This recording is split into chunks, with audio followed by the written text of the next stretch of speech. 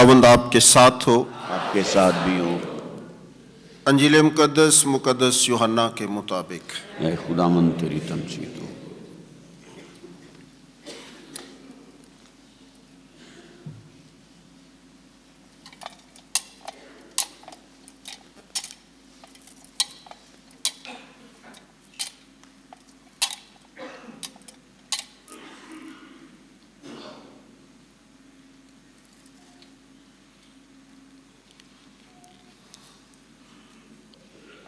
मुकद्दस यूहन्ना रसूल की अंजील उसका दूसरा बाब 13 आयत से 25 आयत तक। उस वक्त जब यहूदियों का फिसा नज़दीक था तो यीशु यरूशलेम को गया और उसने हैकल में बैलों और भेड़ों और कबूतर बेचने वालों को देखा और सराफों को भी जो वहां बैठे थे।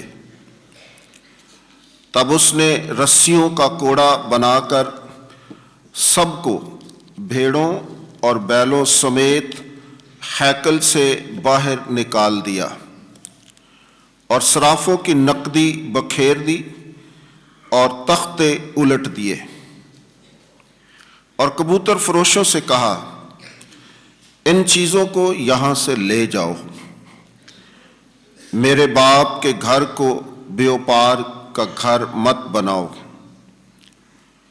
और उसके शागिर्दों को याद आया कि यूं लिखा है कि तेरे घर की गैरत मुझे खा गई। तब यहूदी बोल उठे और कहा, तू हमें क्या निशान दिखाता है कि ये काम करता है? यीशु ने जवाब में उनसे कहा कि इस हैकल को ढा दो और मैं 3 दिन में इसे खड़ा कर दूंगा। यहूदियों ने कहा, 46 वर्ष में यह हैकल बनी है और तू इसे 3 दिन में खड़ा कर देगा। मगर उसने अपने बदन की हैकल की बाबत कहा था, इसलिए जब वो मुर्दों में से जी उठा तो उसके शागिर्दों को याद आया कि उसने ये कहा था और वो नविश्ते पर और यीशु की उस बात पर जो उसने कही थी ईमान लाए। जब वो ईद फिसा के मौका पर यरूशलेम में था तो बुतेरे उन निशानों को जो वो दिखाता था देखकर उस पर ईमान लाए। लेकिन यीशु अपनी निस्बत उन पर इत्तबार नहीं करता था, इसलिए कि वो सबको जानता था और मोहताज ना था कि कोई इंसान के हक में गवाही दे, क्योंकि वो आप ही जानता था कि इंसान के बातन में क्या क्या है। अंजील जलील के वसीले से हम सब की खताएं मुआफ़ की जाएं। मसीह खुदावंद में मेरे अजीज़ों, हम रोज़ों के दौरान तीसरे इतवार की इबादत में शामिल हैं। रोज़ों के ये बाबरकत अयाम हमारे लिए एक दावत है कि ज़िंदगी पर गौर ख़ौस करें, अपनी ज़िंदगी में अपने गुनाहों पर पशेमान हो, तौबा और तब्दीली के ज़रिए एक नए सफ़र का आगाज़ करें। वो सफ़र जिसमें खुदा के अहकाम पर चलना है, दिल की तब्दीली है, ज़ाहरी शक्लो सूरत को संवारने से बढ़कर दिल को पाक साफ करके खुदा की तरफ आने की ख्वाहिश, इरादा और अमल है। इन दिनों में जब हम खुदा के पाक कलाम पर गौर ख्वास करते हैं तो हमने पहले इतवार انجیل مقدس میں بیابان سے شروع کیا، جو آزمائش کی جگہ ہے۔ بیابان سے ہوتے ہوئے ہم دوسرے اتوار پہاڑ پر پہنچے، جہاں خداوند یسوع مسیح ہمیں دکھاتا ہے کہ وہ جلال کی جگہ ہے۔ آج خداوند خدا ہم سب کو یہ دعوت دیتا ہے کہ ہم اس کی ہیکل کو جانیں جو اس کی حضوری کی جگہ ہے۔ میرے عزیزو، جب ہم روزوں کے ان دنوں میں بیابان کے تجربے کی بات کرتے ہیں تو پھر ہمارے لیے بنی اسرائیل قوم کا مصر سے نکل کر 40 برس تک بیابان میں رہنا ایک ماڈل کی حیثیت سے ہے، جس میں ہم دیکھتے ہیں کہ بیابان مشکلات سے بھرا ہے، دکھوں اور آزمائشوں سے بھرا ہے، جس میں زندگی کٹھن ہے، لیکن اس کٹھن اور مشکل زندگی کے بعد وفاداری کا پھل خدا اپنے وعدوں میں شامل ہونا ہمیں عطا کرتا ہے۔ جب آج کی تینوں تلاوتوں پر غور و خوض کریں تو پھر ان میں ہمیں بڑی خوبصورتی سے بتایا گیا ہے کہ کیسے خدا کے احکام پر چلنا، ان پر عمل کرنا، ان کو ماننا، زندگی کا حصہ بنانا ہماری زندگی کی ضمانت ہے۔ پہلی تلاوت میں خداوند خدا کے عہد کی بات کی گئی ہے، وہ عہد جو خدا اپنے بندے موسیٰ کے ذریعے سے اپنی امت اسرائیل کے ساتھ باندھتا ہے، انہیں ایک ضابطہ عطا کرتا ہے۔ میرے عزیزو، پہلے اتوار میں خداوند خدا نے ایک عہد باندھا تھا، اور وہ عہد خدا اپنے بندے نوح کے ساتھ باندھتا ہے اور اسے یہ سکھاتا ہے کہ اس دن کے بعد پھر خدا کبھی اپنے لوگوں کو پانی کے ذریعے سے ہلاک نہ کرے گا۔ تو یہ عہد ایک شخص، ایک خاندان، لیکن اس کے ذریعے سے خدا کے لوگوں کے لیے تھا۔ دوسرے اتوار میں خداوند خدا نے ایک اور عہد باندھا، اور وہ عہد ابراہیم اور اس کے بیٹے اور پھر تمام ایمانداروں کے لیے تھا۔ آج کی پہلی تلاوت میں خدا کا عہد خدا کی چنی ہوئی قوم اور خدا کے برگزیدہ لوگوں کے لیے ہے، ایک ایسا ضابطہ حیات ہے کہ جس پر عمل کرنے کے ذریعے سے لوگ خدا کی برکات اور فضائل کو پا سکیں گے۔ اگرچہ لوگ بیابان میں تھے تو بھی خدا اپنا ایک ضابطہ انہیں بیان کر رہا ہے، انہیں ضابطہ دے رہا ہے تاکہ خدا کے لوگ اس عہد میں شامل ہو۔ وہ خدا جو انہیں مصر سے نکال لایا ہے، وہ خدا جو وعدے کی سرزمین کی طرف لے کر جا رہا ہے، جو ان کے دشمنوں سے انہیں رہائی اور خلاصی عطا کرنے والا ہے۔ اب خدا صرف ان سے یہ چاہتا تھا کہ اس کے احکام کو ماننے کا ارادہ کر لیں۔ خدا کے ساتھ چلنے کا انہوں نے عہد کیا ہوا تھا، لیکن بار بار اپنی کمزوری میں خدا کے حکموں کو چھوڑ کر خدا سے دور چلے جاتے تھے۔ اس لیے پھر خدا مکمل وفاداری اور تابع داری جو ہے وہ چاہتا ہے کہ تابع داری کے ذریعے سے خدا کے ساتھ چلا جائے۔ میرے عزیزو، خدا کے ساتھ چلنے میں تابع داری ایک اہم کام ہے۔ خدا ہم انسانوں کی بڑی بڑی قربانیوں کو بھی اس وقت ناپسند کر دیتا ہے جب زندگی سے تابع داری ختم ہو جاتی ہے، اور یہ تابع داری جیسے ہی انسان کی زندگی سے ختم ہوئی تو پہلا گناہ جو باغ عدن میں ہوا وہ انسان سے سرزد ہو گیا۔ शाऊल बादशाह को भी खुदा अपने नबी के जरिए से सिखाता है कि मैं कुर्बानी नहीं बल्कि ताबेदारी को पसंद करता हूं। तो खुदावंद खुदा आज की पहली तिलावत में भी जब अहकाम की शरीयत अपनी उम्मत को देता है तो उसमें ताबेदारी की डिमांड की गई है। मेरे जीजो, जब खुदा अपने अहकाम उन्हें देता है तो फिर अपनी उम्मत के लिए जो चीजें खुदा सोचता है वो कौन सी हैं?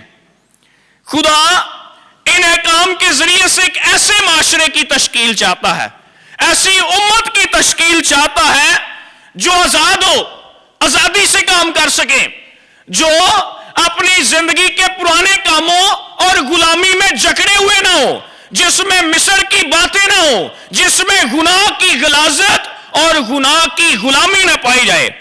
फिर वो माशरा या वो उम्मत आजाद और महफूज हो, काबिल एतबार हो, दूसरों से बेहतर और एक मुकम्मल इंसानी माशरा हो, जिसमें खुदा की भी जो है वो इज्जत करते हैं, खुदा पर ईमान रखते हैं, खुदा पर भरोसा रखते हैं, उसकी इबादत करते हैं और अपने हमसाए और एक दूसरे का एहतराम और एक दूसरे की इज्जत भी करते हैं। इन 10 अहकाम में जिन्हें आज हमने पहली तिलावत में सुना, 2 किस्म की बातें हैं। पहली बात अकीदत की है, इबादत की है, और दूसरी बात जो है वो इज्जत और एहतराम की बात है। जब हम पहले हिस्से पर गौर खोज करें तो पहले 4 कवानीन जो है, 4 अहकाम जो है, ये अकीदत और इबादत का मिजाज रखते हैं। यानी पहले 4 अहकाम में खुदा की इबादत की बात की गई पहले नंबर पर, दूसरे नंबर पर उसके नाम का एहतराम, इसकी बात की गई, फिर तीसरे नंबर पर उसके मुबारक दिन को पाक रखने की बात की गई है, और चौथे नंबर पर चौथे हुक्म में मां बाप के एहतराम और अकीदत की बात की गई है। तो पहले 4 जो है ये अकीदत और एहतराम के हैं। फिर बाकी 6 अहकाम जो है उनमें इज्जत की बात है कि किस तरह से दूसरों के साथ पेश आना है, दूसरों के साथ रवैया रखना है, रख रखाव कैसा है। तो फिर पहले नंबर पर जो दूसरे 6 अहकाम है उनमें जो बात है कि जिंदगी की कदर करनी है। जिंदगी खुदा का एक तोहफा है, इसलिए इस जिंदगी की कदर करनी है जो हमारे पास भी है, जो जिंदगी दूसरों के पास भी है, क्योंकि ये जिंदगी खुदा से इंसानों को मिली है। इसलिए पहले नंबर पर है जिंदगी की कदर करनी। दूसरा कि अपने बदनों का एहतराम करना है, बदनों को जो रूह कुदुस की हैकल है इनका एहतराम करना है, अपने बदनों को पामाल नहीं करना। फिर निकाह का एहतराम करना है, शादीशुदा जिंदगी का एहतराम करना है। फिर रहने की जो जगह खुदा ने दी है उस जगह का एहतराम करना है। फिर लोगों के नाम की इज्जत करनी है, जो नाम लोगों के हैं, जो खुदा ने दिए हैं, उसका एहतराम करना है। फिर जुबान का मौजू इस्तेमाल है, चुगली के लिए, बुराई के लिए, लड़ाई झगड़े के लिए, नफरत को फैलाने के लिए नहीं, बल्कि अच्छा और मौजू इस्तेमाल जुबान का। ये खुदा के 10 अहकाम का हम खुलासा कर रहे हैं कि उनमें कौन कौन सी बातें बयान की गई हैं। फिर अदालत, हमसाए को प्यार और उसकी बीवी का एहतराम कैसे करना है, या अपने हमसाए का माल मता जो है, उसकी जो चीजें हैं उनका कैसे एहतराम करना है, और उन्हें कैसे हमने इज्जत की निगाह से देखना है, कदर की निगाह से देखना है।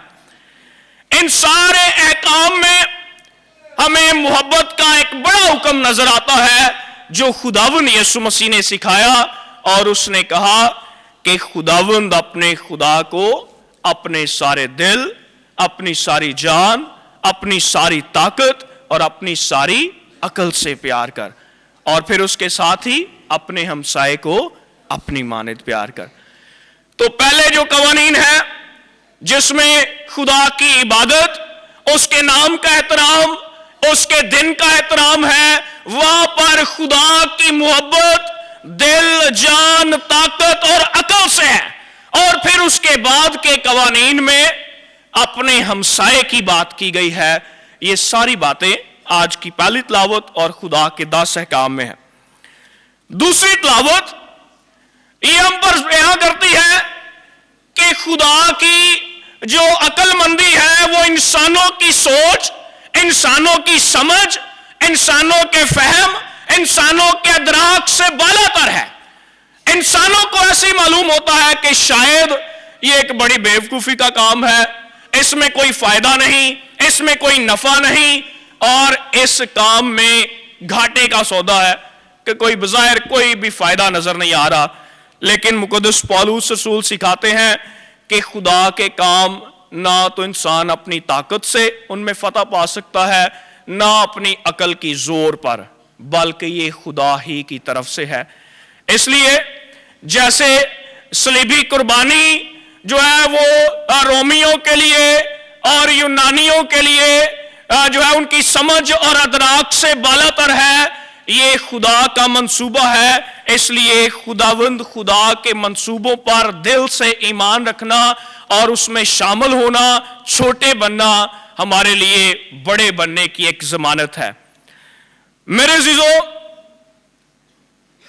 جب خداوند یسوع مسیح ہمیں احکام کی طرف آنے کی دعوت دیتے ہیں، پہلی تلاوت میں بھی احکام کا خلاصہ دیکھا، ان میں موجود باتوں کو ہم نے دیکھا، تو پھر ہمیں یہ یاد رکھنا ہے کہ احکام خدا کے ساتھ جڑنے کا ایک ذریعہ ضرور ہے، لیکن حقیقی طور پر زندگی خداوند یسوع مسیح کی پیروی میں آتی ہے. اور جب پیروی کرتے ہیں اس کے شاگرد بنتے ہیں، جب پیروی کرتے ہیں تو پھر ان حکموں پر پورے دل سے عمل کرتے ہیں. آج کی انجیل مقدس میں ایک خوبصورت واقعہ، یہ واقعہ چاروں انجیلوں میں بیان کیا گیا ہے. مقدس متی بھی بیان کرتے ہیں، مقدس مرکز بھی بیان کرتے ہیں، مقدس لوکا بھی بیان کرتے ہیں، اور مقدس یوحنا بھی انجیل مقدس میں اس واقعے کو بیان کرتے ہیں. مقدس یوحنا کے مطابق یسوع مسیح کی اعلانیہ زندگی میں ظاہر ہونے والے پہلے نشان یعنی کانا گلیل کے معجزے کے بعد اعلانیہ زندگی کا پہلا عمل ہیکل میں سے کاروبار کرنے والوں کو نکالنے کا کام ہے. میرے عزیزو، لیکن دوسری جو پہلی 3 اناجیل ہیں، مقدس متی، مقدس مرکز اور مقدس لوکا کی انجیل، ان میں یہ انجیل مقدس کے اختتام کی جانب ہے کہ جب یسوع مسیح ہیکل میں بڑے جاؤ جلال کے ساتھ داخل ہوئے اور اس کے فوراً بعد سے جو کام کیا کہ وہ ہیکل میں سے کاروبار کرنے والوں کو، پیسوں کا لین دین کرنے والوں کو اور وہاں پر موجود خدا کے حضور آنے والوں کو خدا کی حضوری سے روکنے کے لیے ان کو وہاں سے نکال دیتے ہیں کہ کہیں یہ خدا کی عبادت میں رکاوٹ نہ بن جائے. اس لیے میرے عزیزو، وہاں پر خداوند یسوع مسیح کے اختیار کی بات کی گئی ہے اور اس سے پوچھتے بھی ہے کہ تو کون سا نشان ظاہر کرتا ہے. میرے عزیزو، وہ اپنے اس اختیار سے اس کی صفائی کرتا ہے کہ جب وہ کہتا ہے کہ باپ سے سارا اختیار بیٹے کو دے دیا گیا ہے. میرے عزیزو، یہ وقت فسح کا وقت تھا جب یہودی ہیکل میں جو دور دراز سے بھی آتے تاکہ خدا کے حضور میں قربانیاں گزران سکیں. میرے عزیزو، ہیکل میں لوگوں کے آنے کے 2 مقاصد تھے، ایک کہ عید کو منائے اور دوسرا کہ اپنا ٹیکس جو ان پر فرض ہے کہ ہیکل میں انہوں نے جمع کروانا ہی کروانا ہے وہ ادا کر سکے. میرے عزیزو، تینوں انجیل نویس یسوع کی ایک دفعہ ہیکل میں آنے کی بات کرتے ہیں، لیکن مقدس یوحنا رسول یسوع مسیح کے 1 سے زیادہ دفعہ ہیکل میں آنے کی بات کرتے ہیں. میرے عزیزو، تینوں انجیل نویس جو پہلے 3 انجیل نویس ہیں ان کے مطابق यरूशलेम में आने के बाद का पहला काम और यीशु मसीह के हैकल में इख्तियार और शोहरत की अलामत है कि इतना बड़ा काम किया, लेकिन फिर भी उनके दरमियान वो मोजज़ात करता है और वहीं पर मौजूद रहता है। मेरे अज़ीज़ों, मुक़द्दस यूहन्ना जब इस वाक़े से खुदावंद यीशु मसीह की एलानिया जिंदगी के कामों का आगाज करता है तो वो ये बताना चाहता है कि यीशु मसीह ने कब हैकल साफ की, ये हमारे लिए ज्यादा मायने नहीं रखता। हमारे लिए ये ज्यादा मायने रखता है कि यीशु मसीह का किया गया नबवी काम हमारे लिए क्या मकसद और मतलब रखता है। कब है इस पर नहीं, लेकिन जो काम किया गया है वो क्यों है और किस मकसद से किया गया है, ये हमारे लिए ज्यादा जो है वो अहमियत का हामिल है। पुराने अहद में भी नबियों ने ऐसे बहुत से काम किए जो उनके नबवी किरदार को जाहिर करते हैं। यिर्मयाह नबी है, वो अपने कंधे पर, अपनी गर्दन पर जुआ रख के, बैलों का जुआ रख के बनी इस्राएल कौम में जाता है और उन्हें बताता है कि ये जुआ जो उन्होंने अपनी गर्दनों पर रखा हुआ है, खुदा इस जुए से आजाद करने के लिए उन्हें बुलाता है। लेकिन उन्होंने उस वक्त भी खुदा का कलाम और पैगाम सुना नहीं, अपने दिलों को सख्त कर लिया। अब यीशु मसीह भी ये नबवी किरदार यहां पर कर रहा है कि वो हैकल जो खुदा की मौजूदगी, उसकी हजूरी की अलामत है, जहां पर होने वाले हर एक काम खुदा के लिए है, जहां पर लाए गए जानवर, मुआशी, परिंदे, सब कुछ खुदा के हजूर में कुर्बानियां गुजराने के लिए है। खुदावंद यीशु मसीह उन सब को वहां से निकालता है ताकि हम सब को उस जिंदा हैकल के पास ले जाए जो उसका अपना बदन है। इसलिए वो एक मुतबादल हैकल वहां पर हमारे सामने पेश करता है। वो मुतबादल हैकल जो खुदा की हजूरी का निशान, जिसमें रोल कदोस है, जो रोल कदोस के वसीला से है और जो सरासर पाक और इंसानी गुनाहों से मुबर्रा है।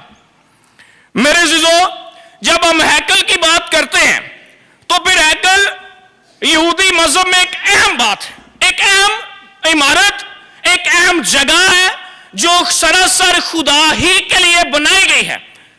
लेकिन हमें ये बात याद रखनी है कि जो चीज खुदा के हुक्म से बनी थी वो हजूरी का खैमा, कि खुदा ने हुक्म दिया कि कैसे कैसे बनाया जाए।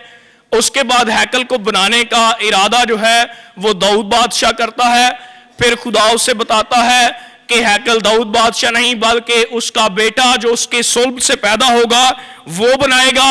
और हम देखते हैं कि पहली हैकल जो है वो 966 कबल मसीह में बनी, कि जब इसको बनाया गया फिर इस हैकल में कुर्बानियां गुजरानी गई और ये लोगों में खुदा की हजूरी का निशान ठहरी। इस हैकल को 587 कबल मसीह में बाबल के लोगों ने तबाह कर दिया। जब लोग खुदा को भूल गए, खुदा के खिलाफ गुनाह किए, खुदा को छोड़ दिया, तो अशूर के बादशाह ने लोगों पर हमला पहले किया, फिर बाद में बाबल के बादशाह ने हमला किया, हैकल को तबाह किया, उसके बर्तन वहां से उठाए और अपने मुल्क में ले गए और बहुत से लोगों को भी कैद किया, अपने गुलाम बनाया और अपने मुल्क में ले गए। मेरे अज़ीज़ों, फिर ये हैकल दोबारा 515 कबल मसीह में बनी और इसको बनाने वाला ज़रूब्बाबेल था। इस हैकल को बनाया गया, इसे पाक किया गया और दोबारा से फिर खुदा के हजूर में कुर्बानियां गुजराने के लिए इसे खोल दिया गया। फिर हम मकाबीन की किताब में पढ़ते हैं कि 167 कबल मसीह में, यीशु मसीह से 167 साल पहले, 167 जो ईयर्स हैं खुदावन यीशु मसीह से पहले, अंताकस चहारम एक बादशाह है, उसने इस हैकल को दोबारा से पामाल कर दिया। फिर 164 कबल मसीह में यहूदा मकाबी और उसके भाइयों ने इस हैकल को नए सिरे से इसको पाक किया, कुर्बानियां गुजरानी और लोगों की इबादत के लिए इसे खोल दिया गया। फिर 63 قبل از مسیح میں جو یونانی بادشاہ ہیں انہوں نے دوبارہ سے اس ہیکل کو تباہ کر دیا. پھر 54 میں ایک اور بادشاہ نے 54 قبل از مسیح میں اس ہیکل کو جو ہے وہ ناپاک کیا, اسے تباہ کیا, اسے برباد کیا. لیکن ہیرودیس بادشاہ نے 20 قبل از مسیح میں اس ہیکل کو دوبارہ سے بحال کر دیا, اس کو بنایا, اس کو رینوویٹ کیا, اور یہودیوں کو خوش کرنے کے لیے اس نے بہت سے اس میں کام کیے, اور اس ہیکل کو یہودیوں کے لیے کھولا گیا کہ اس میں عبادات کریں, اپنے خدا کے حضور میں قربانیاں گزرانے. اب یہ ہیکل جس میں یسوع مسیح کھڑے تھے, یہ سلمانی ہیکل نہیں بلکہ وہ ہے جسے ہیرودیس بادشاہ نے یہودیوں کے لیے بنوایا ہے. لیکن یہ اسی جگہ پر تھی جہاں پر پہلے ہیکل بنائی گئی تھی. اب یسوع اس کی صفائی کا جب کام کرتے ہیں, اس میں کاروبار کرنے والوں کو نکالتے ہیں, تو یہ ہیکل کا بالکل بیرونی جو سب سے پچھلا سب سے پہلا حصہ ہے یہ وہاں پر ہے. یہ حصہ غیر اقوام کا حصہ کہلاتا تھا کہ ہیکل کے ہر حصے میں غیر قوم کے لوگ نہیں جا سکتے تھے. غیر قوم کے لوگوں نے بھی خدا کے کاموں کو دیکھا ہوا تھا, خدا سے ڈرتے تھے, اس کے عجائبات کے متعلق سنا ہوا تھا, بڑی بڑی فتحوں کا پتہ تھا کہ کیسے خدا ان لوگوں کے ساتھ رہا ہے. اس لیے کہیں نہ کہیں ایمان ان کی زندگی میں یا ڈر اور خوف کی وجہ سے وہ اس ہیکل میں آتے اور خدا کے حضور میں عبادت کرتے, اور قربانیاں بھی جو اگر چڑھانی ہے تو وہ چڑھاتے تھے. یہ بیرونی حصہ ہے. وہاں پر یہودی جو ہیں انہوں نے قربانیاں گزرانے والوں کے لیے مال مویشی رکھے ہوئے تھے. پھر اس حصے میں لین دین کاروبار کی وجہ سے بہت زیادہ شور و گل ہوتا تھا. اب لوگ جو ہیں, ایک تاریخ دان ہے جس کا نام ہے جوزفس فلاویوس, یہ خداوند یسوع مسیح کے تقریباً اسی دور میں ہے, ایک یہودی ہے, اور وہ بیان کرتا ہے کہ ہیکل میں آنے والے لوگوں کی تعداد جو تھی وہ لاکھوں میں ہوا کرتی تھی.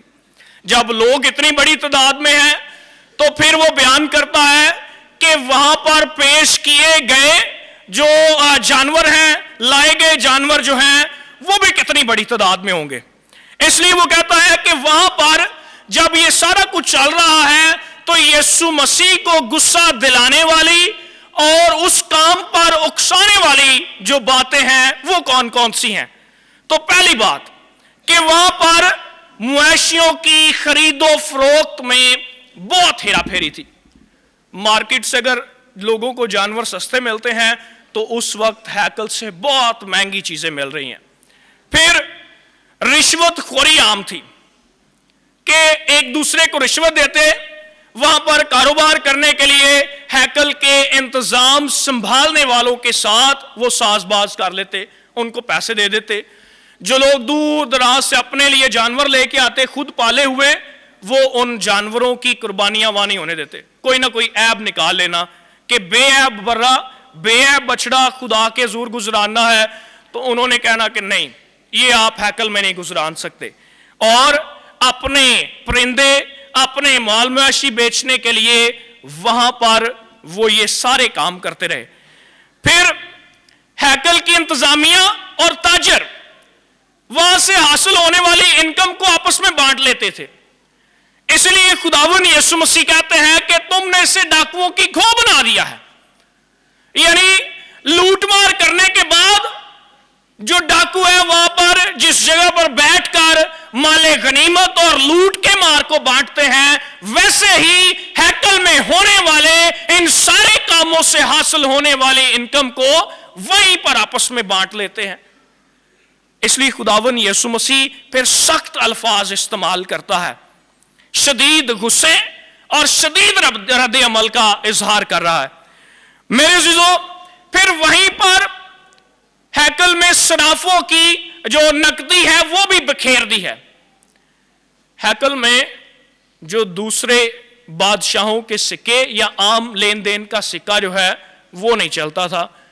اس کی ایک بڑی وجہ یہ بھی تھی کہ اس پر بادشاہ کی تصویر ہوا کرتی تھی, اور ایک تاریخ دان یہ بیان کرتا ہے کہ خداوند خدا نے جب حکم دیا تھا کہ اپنے لیے کوئی تراشی ہوئی مورت نہیں بنانی، تو چونکہ اس پر کھودی ہوئی مورت تھی بادشاہ کی، تو پھر یہودی سمجھتے تھے کہ یہ ہمارے لیے بت پرستی کے برابر ہوگا کہ اگر خدا کے گھر میں کسی اور بادشاہ کی تصویر، اس کی مورت والا سکہ لایا جائے، وہ بادشاہ جو اپنے آپ کو خدا کے درجے پر دیکھتا ہے، جس کے سکوں پر لکھی ہوئی عبارتیں بھی اس کو ایک خدا کی صورت میں پیش کر رہی ہیں، اس لیے وہاں پر پھر ان سکوں کو تبدیل کرنے، اور ہیکل کے سکے علیحدہ تھے کہ ان سکوں کو اپنے پاس رکھ لیتے اور ہیکل میں پیش کرنے کے لیے ہیکل کے سکے انہیں دے دیتے تھے۔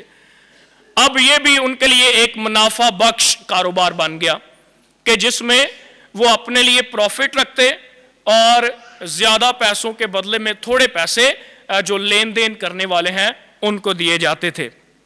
میرے عزیزو، یہاں پر خداوند یسوع مسیح کا یہ عمل کرنا یا اس کے نزدیک یہودیوں کی ساری زندگی، دعائیہ زندگی، اس پر سوال ہے، سوالیہ نشان ہے کہ کس قسم کی عبادت خدا کو کرتے ہیں۔ جیسے اشعیا نبی کہتے ہیں کہ تم روزے اور دعا کے دن میں شرارت کے مکے مارتے ہو، اپنے مطلب نکالتے ہو۔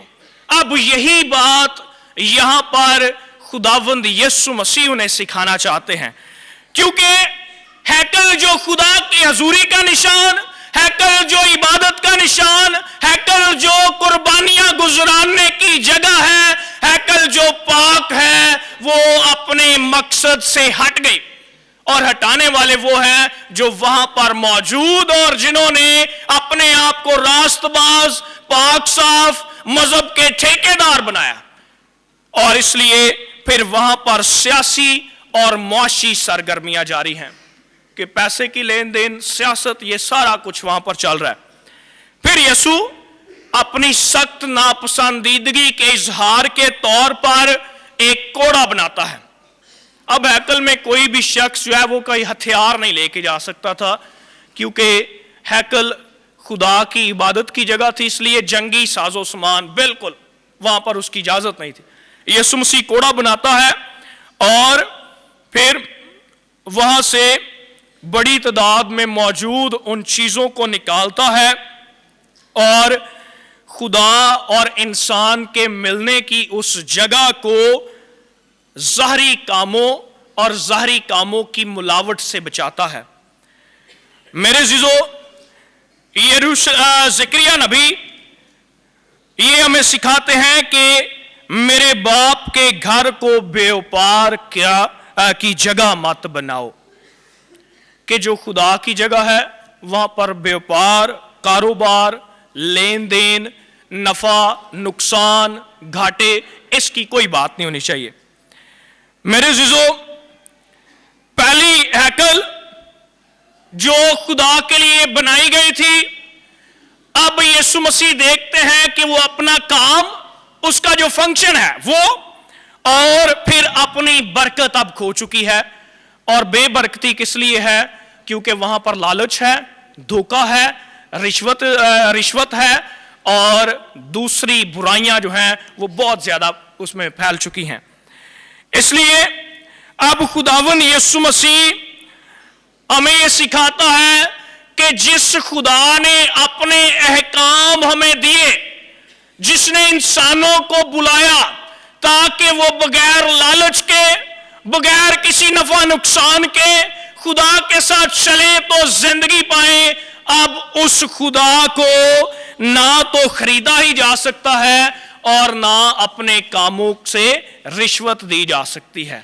اس لیے اگر خدا کو خوش کرنا ہے تو پھر اپنے دل کو بدلنا ہے، نہ کہ دکھاوے کے کام کرنے ہیں۔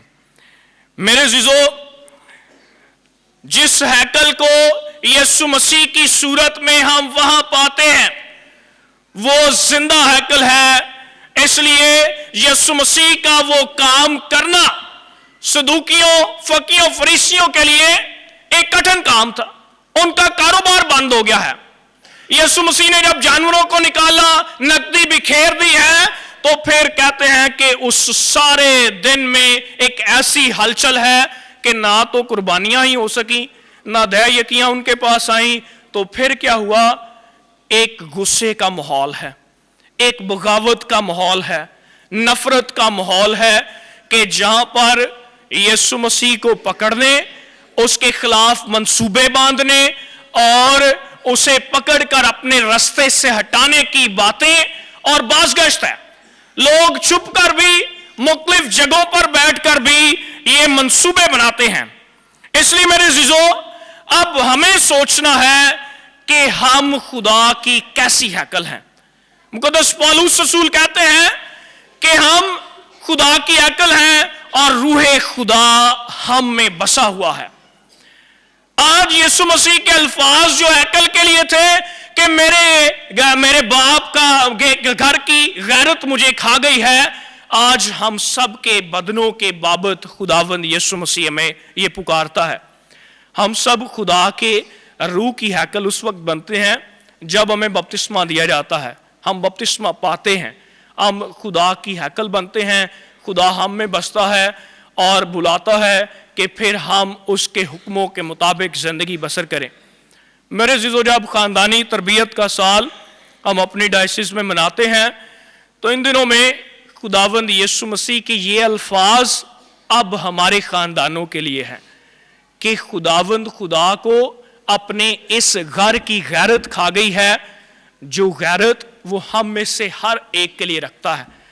آج ہم نے سوچنا ہے کہ ہمارے خاندانوں میں کون سی معاشرتی، کون سی اخلاقی، کون سی مذہبی طور پر برائیوں نے جنم لے لیا ہے. کون سی باتوں میں ہم اپنے گھر کو پامال کر رہے ہیں، ہم اپنے بدنوں کو پامال کر رہے ہیں. وہ کون سے کام ہیں جن کے ذریعے سے ہم اپنے بدنوں، اپنے خاندانوں کو بیوپار کی جگہ بنا دیتے ہیں. کیا ان میں لالچ آ گئے ہیں؟ کیا ان میں نفرتیں آ گئی ہیں؟ کیا ان میں لین دین کی بات آ گئی ہے؟ یا کیا ان بدنوں اور ہمارے خاندانوں میں ان برائیوں نے جنم لے لیا ہے جو ہمیں خدا سے بہت دور لے جا چکی ہیں؟ اس لیے آج ہم نے اپنے اپنے خاندانوں، خاندانی زندگی اور خاندان میں آنے والی ان کمیوں پر غور کرنا ہے. مکاشفہ کی کتاب میں خدا کلیسیاؤں کو جب پیغام دیتا ہے تو خدا کہتا ہے کہ میں تیرے سارے کاموں کو جانتا ہوں، تو بہت اچھا ہے، محنت بھی کرتا ہے، سارا کچھ کرتا ہے، لیکن خدا کہتا ہے کہ یاد کر کہ تو کہاں سے گرا ہے. یاد کر کہ کہاں سے گرا ہے، کہاں پر کمزوری آئی ہے. ہم نے ان کمزوریوں کو اپنی زندگی سے کیسے دور کرنا ہے. خدا کہتا ہے کہ اگر تو اپنی زندگی پر غور نہیں کرے گا، سوچ بچار نہیں کرے گا، تو پھر کہتا ہے میں تیرے شمعدان کو اس کی جگہ سے ہٹا دوں گا، اپنے حضور سے اسے دور کر دوں گا. میرے عزیزو، آج ہم نے دیکھنا ہے کہ ہم کس نیت سے خدا کے حضور میں آتے ہیں. کیا خدا کی عبادت میں حساب کتاب والے ذہن سے ہم آتے ہیں تو اس ذہنیت سے ہم نے نجات پانی ہے؟ کیا ہماری دعائیں باتیں صرف اس لیے ہیں کہ آج ہمارے فلاں عزیز نے عبادت رکھی ہے تو جانا ہے کیونکہ وہ بھی ہمارے پاس آئے تھے، یا ہمارا ان کے ساتھ بہت اچھا لین دین ہے، رہن سہن ہے، ان کے ساتھ بہت اچھا تعلق ہے، اگر نہ جائیں گے تو وہ ناراض ہو جائیں گے؟ کیا ہماری دعاؤں میں یہ والا لین دین آ گیا ہے کہ وہ آئے تھے یا ان کو خوش کرنے کے لیے ہے؟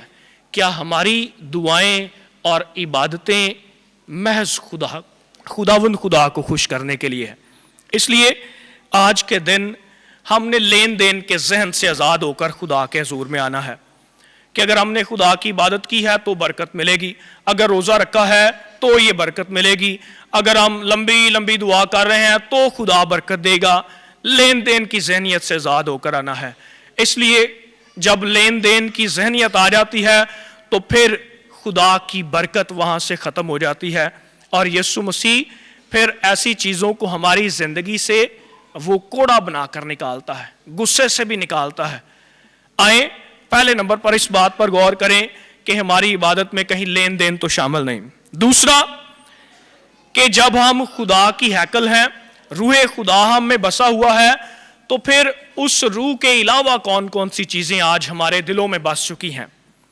کیا ان دلوں میں یہ سوچ اور خیال ہے کہ کیا کھائیں گے، کیا پئیں گے، کہاں پر رہیں گے، کیسے رہیں گے، کہاں پر رہیں گے، یا کتنا زیادہ حاصل کریں گے، کہاں سے حاصل کریں گے، یا اور بہت سی برائیوں نے جنم لے لیا ہے؟ کیا ہم نے روح خدا کے رہنے کی جگہ کو ہم نے بیوپار کی جگہ بنا لیا ہے؟ اے میرے عزیزو، آج کی تلاوتوں پر غور و خوض کرنے کے بعد صرف ان 2 نقطوں پر ہی اپنی زندگی میں غور کرتے جائیں تاکہ ہماری زندگی بھی بیوپار کی جگہ نہ بنے بلکہ خدا کی خوشی کی جگہ بنے۔ اس نے کہا تھا کہ جہاں 2 یا 3 میرے نام سے فراہم ہوں میں ان کے درمیان حاضر ہوں، موجود ہوں۔ تو میرے عزیزو، وہاں پر تو کئی ہزار لوگ موجود تھے، لیکن خدا وہاں پر موجود نہیں تھا کیونکہ برائیاں وہاں پر موجود تھیں، کیونکہ وہاں پر لین دین موجود تھا، وہاں پر لالچ موجود تھا، وہاں پر حسد موجود تھا۔ اس لیے جب ہم بھی باجماعت یہاں پر جمع ہیں یا خاندانوں میں ہی فراہم ہوتے ہیں تو آئیں دیکھیں کہ کیا ہمارے فراہم ہونے میں خدا کی موجودگی ہے یا نہیں ہے۔ آئیں خداوند سے التجا کریں کہ ہم سب کو برکت دے تاکہ ہم سب جو اس کے روح القدس کی ہیکل ہیں اپنی زندگی کو ڈاکوؤں کی کھو نہ بنائیں بلکہ بیابان کی آزمائشوں سے گزر کر خدا کو پانے اور اس کی حضوری کی جگہ تک پہنچ سکیں، مسیح خداوند کے وسیلہ سے۔